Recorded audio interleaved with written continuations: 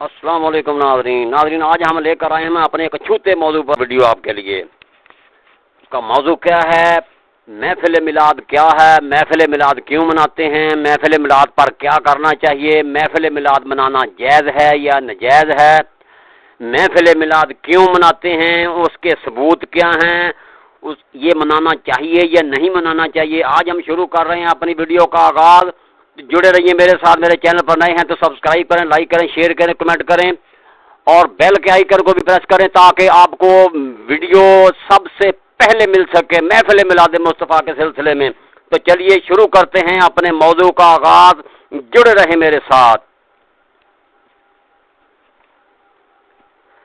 سب سے پہلے ہے بحث میلاد شریف کے بیان میں۔ اس بحث میں دو باب ہیں۔ پہلا باب تو میلاد شریف کے ثبوت میں اور دوسرا باب اس پر اعتراضات و جوابات میں۔ پہلا باب میلاد شریف کے ثبوت میں۔ اولاً تو معلوم ہونا چاہیے کہ میلاد شریف کی حقیقت کیا ہے اور اس کا حکم کیا ہے، پھر یہ جاننا ضروری ہے کہ اس کے دلائل کیا ہیں۔ میلاد شریف کی حقیقت ہے حضور صلی اللہ علیہ وسلم کی ولادت پاک کا واقعہ بیان کرنا، حمل شریف کے واقعات، نور محمدی کی کرامات، نسب نامہ یا شیر خوارگی اور حضرت حلیمہ رضی اللہ تعالیٰ عنہ کے یہاں پرورش حاصل کرنے کے واقعات بیان کرنا اور حضور علیہ الصلوۃ والسلام کی نعت پاک یا نظم یا نثر میں پڑھنا، سب اس کے تابع ہیں۔ اب واقعہ ولادت خواہ تنہائی میں پڑھو یا مجلس جمع کر کے نظم میں پڑھو یا نثر میں، کھڑے ہو کر یا بیٹھ کر، جس طرح بھی ہو اس کو میلاد شریف کہا جائے گا۔ محفل میلاد شریف منعقد کرنا اور ولادت پاک کی خوشی منانا، اس کے ذکر کے موقع پر خوشبو لگانا، گلاب چھڑکنا، شرینی تقسیم کرنا، غرضی کے خوشی کا اظہار جس جائز طریقے سے ہو وہ مستحب اور بہت ہی باعث برکت اور رحمت الہی کا نزول سبب ہے۔ نمبر 1، عیسیٰ علیہ السلام کی دعا تھی۔ حضرت عیسیٰ علیہ السلام نے دعا کی تھی، ربنا انزل علینا مائدۃ من السماء تکون لنا عید لاولنا و آخرنا۔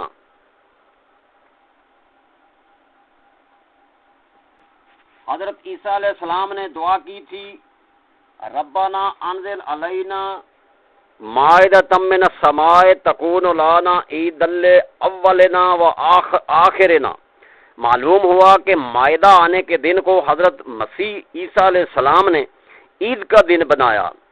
آج بھی اتوار کو عیسائی اسی لیے عید مناتے ہیں کہ اس دن دسترخوان اترا تھا اور حضور علیہ الصلوۃ والسلام کی تشریف آوری اس مائدہ سے کہیں بڑھ کر نعمت ہے، لہذا ان کی ولادت کا دن بھی یوم العید ہے۔ ہاں، اس مجلس پاک میں حرام کام کرنا سخت جرم اور گناہ ہے، جیسے عورتوں کا اس قدر بلند آواز سے نعت شریف پڑھنا کہ اجنبی مرد سنے، سخت منع ہے۔ عورت کی آواز اجنبی مرد کو سننا جائز نہیں۔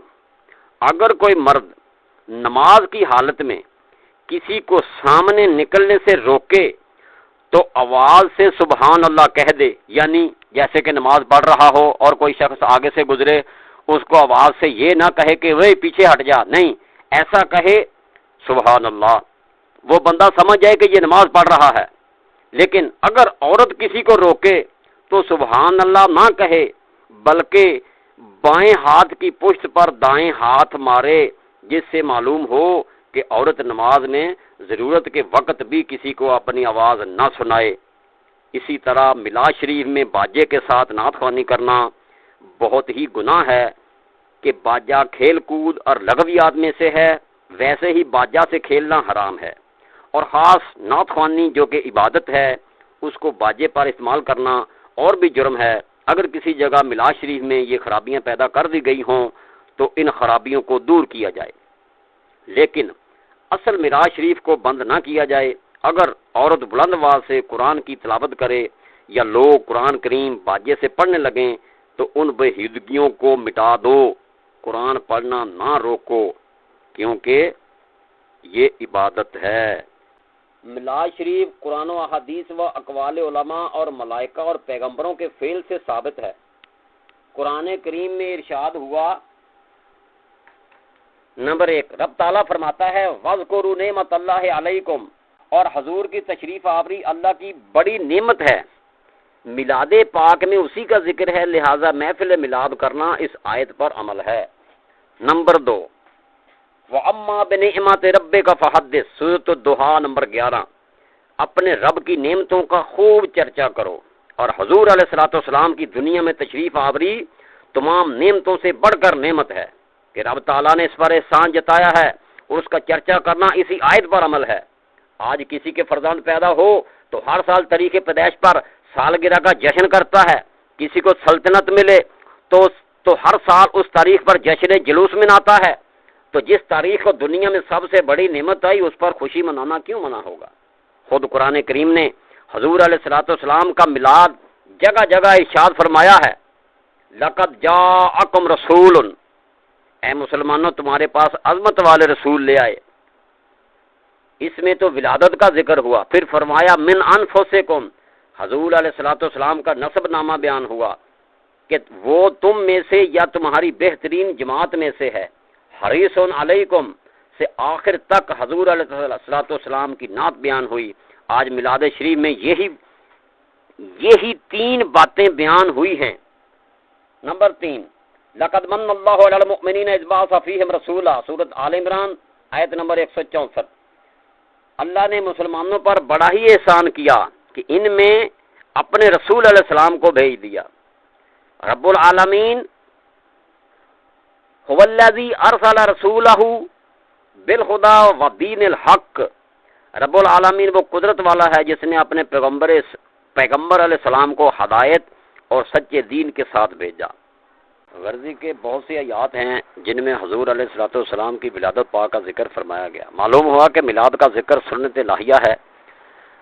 اب اگر جماعت کی نماز میں امام یہی آیات ولادت پڑھے تو عین نماز میں میرے آقا کا میلاد ہوتا ہے۔ دیکھو امام صاحب کے پیچھے مجمع بھی ہے اور قیام بھی ہو رہا ہے، پھر ولادت پاک کا ذکر بھی ہے، بلکہ خود کلمہ طیبہ میں میلاد شریف ہے، کیونکہ اس میں محمد رسول اللہ صلی اللہ علیہ وسلم محمد اللہ کے رسول ہیں۔ رسول کے معنی ہیں بھیجے ہوئے، اور بھیجنے کے لیے آنا ضروری ہے۔ حضور علیہ الصلوۃ والسلام کی تشریف آوری کا ذکر ہو گیا، اصل میلاد پایا گیا۔ قرآن کریم نے تو انبیاء علیہ السلام کا بھی میلاد بیان فرمایا ہے۔ سورہ مریم میں ہے حضرت مریم کا حاملہ ہونا، حضرت عیسیٰ علیہ السلام کی ولادت پاک کا ذکر، حتیٰ کہ حضرت مریم کا درد ذا اس تکلیف میں جو کلمات فرمائے، یلیتنی متو قبل ھذا، پارہ نمبر 16 سورۃ نمبر پارہ 16 سورۃ 19 آیات 23۔ پھر ان کی ملائکہ کی طرف سے تسلی پانا، پھر یہ کہ حضرت مریم علیہ السلام نے اس وقت کیا غذا کھائی، حضرت عیسیٰ علیہ السلام کے قول سے کلام فرمانا، حتیٰ کہ سب ہی بیان فرمایا۔ یہی میلاد خواں بھی پڑھتا ہے، یہی میلاد خواں بھی پڑھتا ہے کہ حضرت آمنہ خاتون نے ولادت پا کے وقت فلاں فلاں معجزات دیکھے، پھر یہ فرمایا اس طرح حوران بہشتی آپ کی امداد کو آئیں، پھر کعبہ معظمہ نے آمنہ رضی اللہ تعالیٰ عنہ خاتون کے گھر کو سجدہ کیا وغیرہ وغیرہ، وہی قرآنی سنت ہے۔ اسی طرح قرآن نے حضرت موسیٰ علیہ السلام کی پیدائش، ان کی شیرخوارگی، ان کی پرورش، ان کا چلنا پھرنا، مدین میں جانا، حضرت شعیب علیہ السلام کی خدمت میں جانا، وہاں رہنا اور ان کی بکریاں چرانا، ان کا نکاح، ان کی نبوت ملنا، سب کچھ بیان فرمایا۔ یہی باتیں میلاد پاک میں ہوتی ہیں۔ مدارج نبوت وغیرہ نے فرمایا کہ سارے پیغمبروں نے اپنی اپنی امتوں کو حضور علیہ السلام کی تشریف آوری کی خبریں دی۔ حضرت عیسیٰ علیہ السلام کا فرمان تو قرآن نے بھی نقل فرمایا ہے، وَمُبَشِّرًا بِرَسُولٍ يَأْتِي مِن بَعْدِي اسْمُهُ أَحْمَدُ، من بعد اسمہ احمد، پارہ نمبر 28 سورۃ نمبر 61 آیت نمبر 6۔ میں ایسے رسول کی خوشخبری دینے والا ہوں جو میرے بعد تشریف لائیں گے، ان کا نام پاک احمد ہے۔ سبحان اللہ۔ بچوں کے نام پیدائش کے 7ویں روز ماں باپ رکھتے ہیں، مگر ولادت پاک سے 570 سال پہلے مسیح علیہ السلام فرماتے ہیں کہ ان کا نام احمد ہے، ہوگا نہ فرمایا۔ معلوم ہوا کہ ان کا نام پاک رب تعالیٰ نے رکھا، کب رکھا یہ تو رکھنے والا جانے۔ یہ بھی میلاد شریف ہے۔ صرف اتنا فرق ہوا کہ ان حضرات نے اپنی قوم کے مجمع میں فرمایا کہ وہ تشریف لائیں گے، ہم اپنے مجمع میں کہتے ہیں کہ وہ تشریف لے آئے۔ فرق ماضی و مستقبل کا ہے، بات ایک ہی ہے۔ ثابت ہوا کہ میلاد سنت انبیاء بھی ہے۔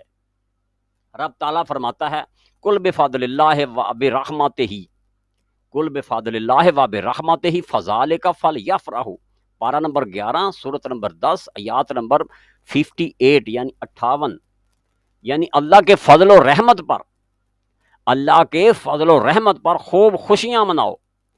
معلوم ہوا کہ فضل الہی پر خوشیاں منانا حکم الہی ہے، اور حضور علیہ السلام رب کا فضل بھی ہیں اور رحمت بھی ہیں، لہٰذا ان کی ولادت پر خوشی منانا اسی آیت پر عمل ہے، اور چونکہ یہاں خوشی مطلق ہے، ہر جائز خوشی اس میں داخل ہے، لہٰذا محفل میلاد کرنا، وہاں کی زیب و زینت، سج دھج وغیرہ سب باعث ثواب ہیں۔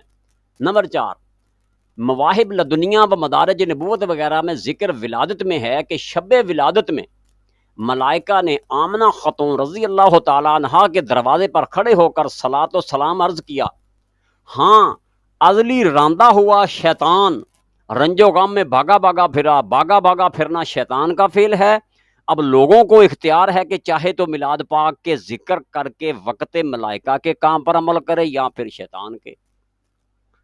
نمبر 5، خود حضور علیہ الصلوۃ والسلام نے مجمع صحابہ رضی اللہ تعالیٰ عنہ کے سامنے ممبر پر کھڑے ہو کر اپنی ولادت پاک اور اپنے اوصاف بیان فرمائے، جس سے معلوم ہوا کہ میلاد پڑھنا سنت رسول اللہ علیہ السلام بھی ہے۔ چنانچہ مشکات جلد دوم باب فضائل سید المرسلین فصل ثانی میں حضرت عباس رضی اللہ تعالیٰ عنہم سے روایت ہے کہ میں ایک دن حضور علیہ السلام کی خدمت میں حاضر ہوا، شاید حضور علیہ السلام تک خبر پہنچی تھی کہ بعض لوگ ہمارے نسب پاک پر تان کرتے ہیں، فقام النبی صلی اللہ علیہ وآلہ وسلم ممبر ایک فقال من انا، پس ممبر پر قیام فرما کر پوچھا بتاؤ میں کون ہوں؟ سب نے عرض کیا کہ آپ رسول اللہ ہیں۔ فرمایا میں محمد ابن عبداللہ ابن عبد المطلب ہوں۔ اللہ نے مخلوق کو پیدا فرمایا تو ہم کو بہتر مخلوق میں کیا، پھر ان کے دو حصے کیے، عرب و عجم، ہم کو ان میں سے بہتر یعنی عرب میں پیدا کیا، پھر عرب کے چند قبیلے فرمائے، ہم کو ان کے بہتر یعنی قریش میں کیا، پھر قریش کے چند خاندان بنائے، ہم کو ان میں سے سب سے بہتر یعنی خاندان یعنی بنو ہاشم سے کیا۔ اسی مشکات اسی فصل میں ہے کہ ہم خاتم النبیین ہیں، اور ہم حضرت ابراہیم علیہ السلام کی دعا، حضرت عیسیٰ علیہ السلام کی بشارت اور اپنی والدہ کا دیدار ہیں، جو انہوں نے ہماری ولادت کے وقت دیکھا کہ ان سے ایک نور چمکا جس سے شام کی عمارتیں ان کو نظر آئیں۔ اسی مجمع میں حضور علیہ الصلوۃ والسلام اپنا نسب نامہ، اپنی نعت شریف، اپنی ولادت پاک کا واقعہ بیان فرمایا۔ یہی میلاد شریف میں ہوتا ہے، ایسی ہی صدہ احادیث پیش کی جا سکتی ہیں۔ سبحان اللہ مجمعین، سبحان اللہ سبحان اللہ۔ نمبر 6 پر ہے صحابہ اکرام رضوان اللہ علیہم اجمعین ایک دوسرے کے پاس جا کر فرمائش کرتے تھے، ہمیں حضور علیہ الصلوۃ والسلام کی نعت شریف سناؤ۔ معلوم ہوا کہ میلاد سنت صحابہ رضی اللہ تعالیٰ عنہ بھی ہیں، چنانچہ مشکات باب فضائل سید المرسلین فصل اول میں ہے کہ حضرت عطار ابن یسار فرماتے ہیں کہ میں عبداللہ ابن عمر ابن عاص رضی اللہ تعالیٰ عنہ کے پاس گیا اور عرض کیا کہ مجھے حضور علیہ الصلوۃ والسلام کی وہ نعت سناؤ جو کہ توریت شریف میں ہے۔ انہوں نے پڑھ کر سنائی۔ اسی طرح حضرت کعب احبار فرماتے ہیں کہ ہم حضور علیہ الصلوۃ والسلام کی نعت پاک توریت میں یوں پاتے ہیں، محمد اللہ کے رسول ہیں، میرے پسندیدہ بندے ہیں، محمد اللہ کے رسول ہیں، میرے پسندیدہ بندے ہیں، نہ کج خلق نہ سخت طبیعت، ان کی ولادت مکہ مکرمہ میں اور ان کی ہجرت طیبہ میں، ان کا ملک شام میں سفر ہوگا، ان کی امت خدا کی بہت حمد کرے گی کہ رنج و خوشی ہر حال میں خدا کی حمد کرے گی۔ مشکات باب فضائل سید المرسلین۔ نمبر 7 پر ہے یہ تو مقبول بندوں کا ذکر تھا، کفار نے بھی ولادت پاک کی خوشی منائی، تو کچھ نہ کچھ فائدہ حاصل ہی کر لیا۔ چنانچہ بخاری جلد دوم کتاب النکاح باب میں ہے، جس کا ترجمہ ہے کہ جب ابو لہب مر گیا تو اس کو اس کے بعض گھر والوں نے خواب میں برے حال میں دیکھا۔ پوچھا کہ کیا گزری؟ ابو لہب بولا کہ تجھ سے علیحدہ ہو کر مجھے کوئی خیر نصیب نہ ہوئی، ہاں مجھے اس کلمہ کی انگلی سے پانی ملتا ہے، کیونکہ میں نے صوبیہ لونڈی کو آزاد کیا تھا۔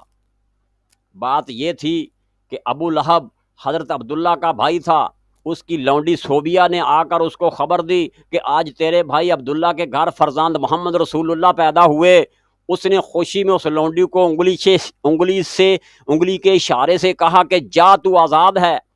یہ سخت کافر تھا جس کی برائی قرآن میں آ رہی ہے، مگر اس خوشی کی برکت سے اللہ نے اس پر یہ کرم کیا کہ جب دوزخ میں وہ پیاسا ہوتا ہے تو اپنی اس انگلی کو چوستا ہے، پیاس بجھ جاتی ہے، حالانکہ وہ کافر تھا۔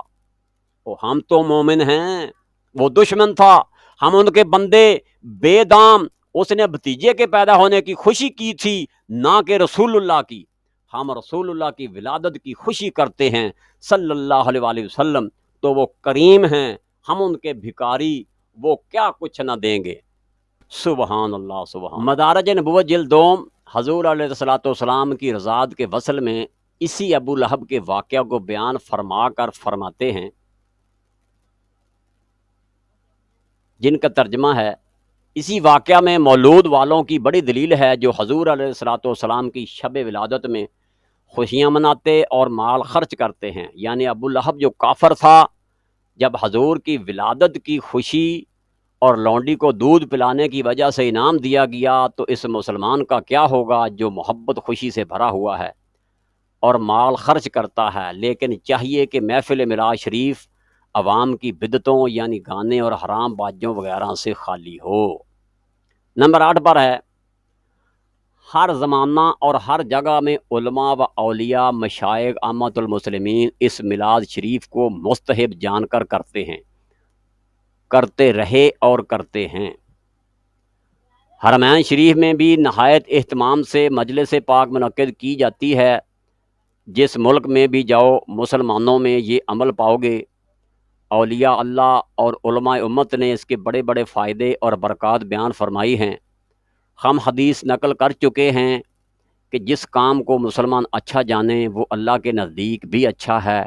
قرآن فرماتا ہے لِتَكُونُوا شُهَدَاءَ، پارہ نمبر 2 سورۃ نمبر 2 آیت نمبر 143، تاکہ اے مسلمانوں تم گواہ ہو۔ حدیث پاک میں بھی ہے انتم شہداء اللہ فی الارض، تم زمین میں اللہ کے گواہ ہو، لہٰذا محفل پاک مستحب ہے۔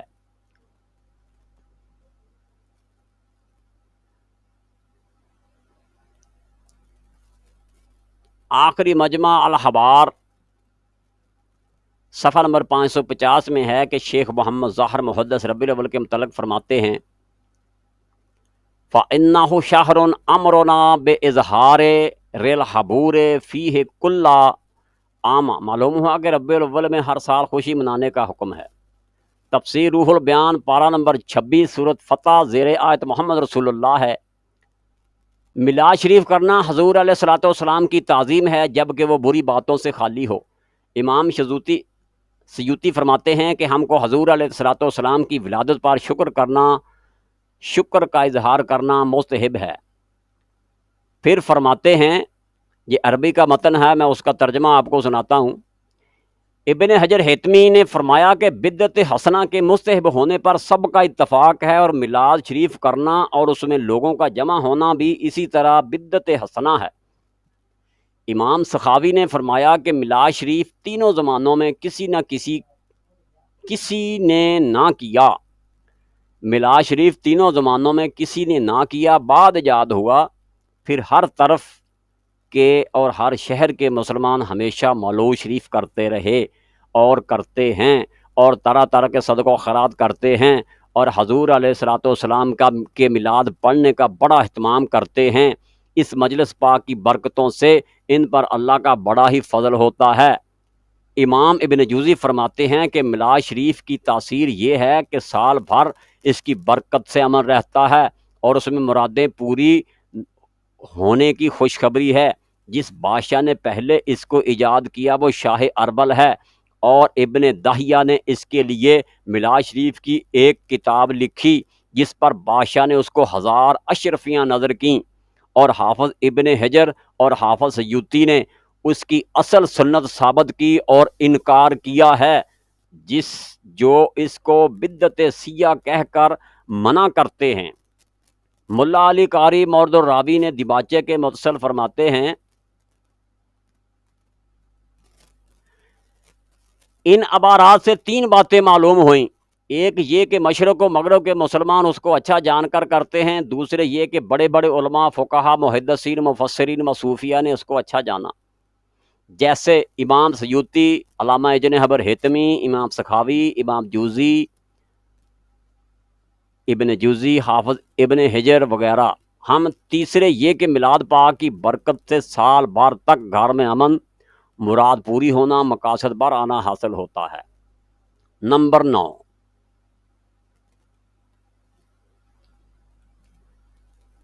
عقل کا بھی تقاضا ہے کہ میلاد شریف بہت مفید محفل ہے، اس میں فائدے ہیں، اس میں چند فائدے ہیں۔ مسلمانوں کے دل میں حضور علیہ السلام کے فضائل سن کر حضور علیہ السلام کی محبت بڑھتی ہے۔ شیخ عبدالحق محدث دہلوی اور دیگر صوفیہ کرام فرماتے ہیں کہ حضور علیہ السلام کی محبت بڑھانے کے لیے زیادتی درود شریف اور حضور علیہ السلام کے احوال زندگی کا مطالعہ ضروری ہے۔ پڑھے لکھے لوگ تو کتابوں میں حالات دیکھ سکتے ہیں، مگر ناخواندہ لوگ نہیں پڑھ سکتے، ان کو اسی طرح سننے کا موقع بھی مل جاتا ہے۔ یہ محفل پاک غیر مسلموں میں تبلیغ کا احکام کا ذریعہ ہے کہ وہ بھی اس میں شریک ہوں، حضور علیہ السلام کے حالات طیبہ سنیں، اسلام کی خوبیاں دیکھیں، خدا توفیق دے تو اسلام لے آویں۔ تیسرے یہ کہ اس مجلس کے ذریعے سے مسلمانوں کو مسائل دینیاں بتانے کا موقع ملتا ہے۔ بعض دیہات کے لوگ جمعہ میں آتے نہیں، اور اسی طرح بلاؤ تو جمع نہیں ہوتے، ہاں محفل میلاد شریف کا نام لو تو فوراً بڑے شوق سے جمع ہو جاتے ہیں۔ خود میں نے بھی اس کا بہت تجربہ کیا ہے۔ اب اسی مجلس میں مسائل دینیاں بتاؤ، ان کو ہدایت کرو، اچھا موقع ملتا ہے۔ چوتھے یہ کہ میلاد شریف میں ایسی نظمیں بنا کر پڑھی جاویں جس میں مسائل دینیاں ہوں اور مسلمانوں کو ہدایت کی جاوے، کیونکہ بامقابلہ نثر کہ نظم دل میں زیادہ اثر کرتی ہے اور جلد یاد ہوتی ہے۔ پانچویں یہ کہ اس مجلس میں سنتے سنتے مسلمانوں کو حضور علیہ الصلوۃ والسلام کا نسب شریف، اولاد پاک، ازواج مطہرات اور ولادت پاک و پرورش کے حالات یاد ہو جائیں گے۔ آج مرزئی، رافضی وغیرہ ہم کو اپنے مذہب کی پوری معلومات ہوتی ہیں۔ رافضی کے بچوں کو بھی 12 اماموں کے نام اور خلفۂ راشدین کے اسماء تبرا کرنے کو یاد ہوں گے، مگر اہل سنت کے بچے تو کیا بوڑھے بھی اس سے غافل ہیں، اہل سنت کے بچے تو کیا بوڑھے بھی اس سے غافل ہیں۔ میں نے بھی بہت سے بوڑھوں کو پوچھا کہ حضور علیہ الصلوۃ والسلام کی اولاد کتنی ہے، داماد کتنے ہیں، بے خبر پایا۔ اگر ان مجلسوں میں ان کا چرچا رہے تو بہت مفید ہو۔ بنی ہوئی چیز کو نہ بگاڑو، بلکہ بگڑی ہوئی چیز کو بنانے کی کوشش کرو۔ نمبر 10، مخالفین کے پیر و مرشد حاجی امداد اللہ صاحب نے فیصلہ ہفت مسئلہ میں محفل میلاد شریف کو جائز اور باعث برکت فرمایا۔ چنانچہ وہ اس کے صفحہ 8 پر فرماتے ہیں کہ مشرف فقیر کا یہ ہے کہ محفل مولود شریف میں شریک ہوتا ہے، بلکہ ذریعہ برکات سمجھ کر ہر سال منعقد کرتا ہوں اور قیام میں لطف و لذت پاتا ہوں۔ عجیب بات ہے کہ پیر صاحب تو مولود شریف کا ذکر برکات سمجھ کر ہر سال کریں، اور مریدین مخلصین کا عقیدہ ہو کہ شرک و کفر کی محفل ہے محفل میلاد، نامعلوم کہ اب پیر صاحب پر کیا فتویٰ لگے گا۔ نمبر 11 پر ہے، ہم عرس کی بحث پر عرض کریں گے کہ فقہا کے نزدیک بغیر دلیل کراہت تنزیہی کا بھی ثبوت نہیں ہو سکتا۔ حرمت تو بہت بڑی چیز ہے، اور استحباب کے لیے صرف اتنا ہی کافی ہے کہ مسلمان کو اچھا جانے، جو کام شریعت میں منع نہیں اور مسلمان اس کو نیت خیر سے کرے، یا کہ عام مسلمان اس کو اچھا جانتے ہوں وہ مستحب ہے، اس کا ثبوت بدعت کی بحث میں بھی ہو چکا ہے۔ تو محفل میلاد شریف کے متعلق کہا جا سکتا ہے کہ یہ شرعاً یہ منع نہیں، اور مسلمان اس کو کار ثواب سمجھتے ہیں، نیت خیر کرتے ہیں، لہذا یہ مستحب ہے۔ مگر حرام کہنے والے پر، اس کی حرمت پر کون سی قطعی الثبوت، قطعی الدلالت حدیث یا آیات لائیں، یہ کہ صرف بدعت کہہ دینے سے کام نہیں چلتا۔ تو ناظرین، یہ تھا آج کا جو موضوع۔ نیکسٹ ویڈیو میں ہم میلاد شریف کے اعتراضات اور جوابات پر روشنی ڈالیں گے۔ تب تک کے لیے اجازت، جزاک اللہ خیرہ، السلام علیکم ورحمۃ اللہ وبرکاتہ۔